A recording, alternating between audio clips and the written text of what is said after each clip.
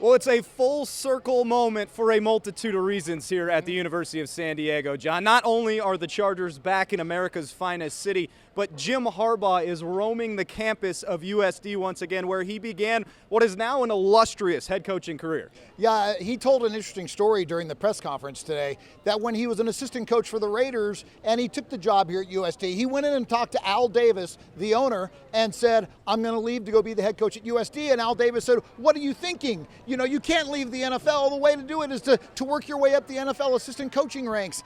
And Jim Harbaugh said, no, I'm taking after you. And Al Davis says, well, I was at USC, not at USD. And Harbaugh said, I don't care about USC. I'm going to be a Torero, baby.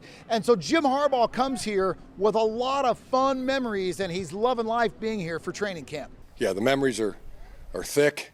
As I come driving through and walking in here where I had my first team meeting with my 2004 club. Never forget that. I couldn't even talk. I'd already lost my voice, coaching coaching them in workouts, and couldn't even speak hardly. It was a whisper. The nostalgia, the memories are thick. I mean, it's like,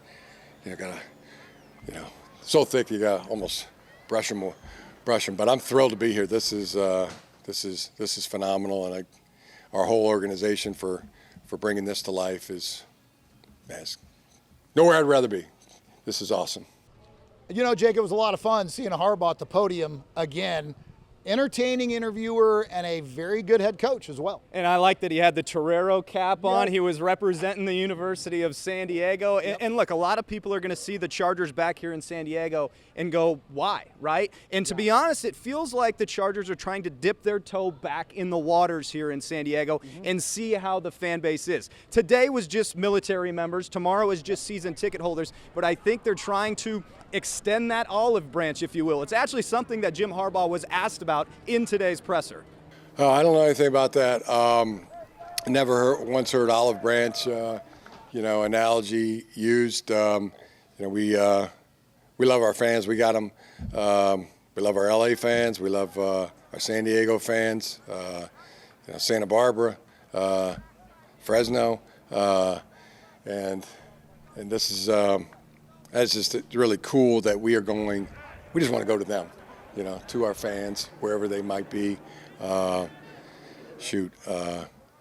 Stockton. I want to go to Stockton. But just all those that come to see us, we want to go to them whenever we can. I think it's really cool, and, it kind of gives me a different perspective where, sometimes I think this is just practice, and I just show up and I go out and practice, and it means a lot to a lot of people, and sometimes it's refreshing to see that it's not just practice. It's an opportunity to go play football, to hang out with it and come together as a community. So to be able to share it down here, especially in front of great fans and crowds in the San Diego community, it's time to kind of take a step back and breathe it in, I guess.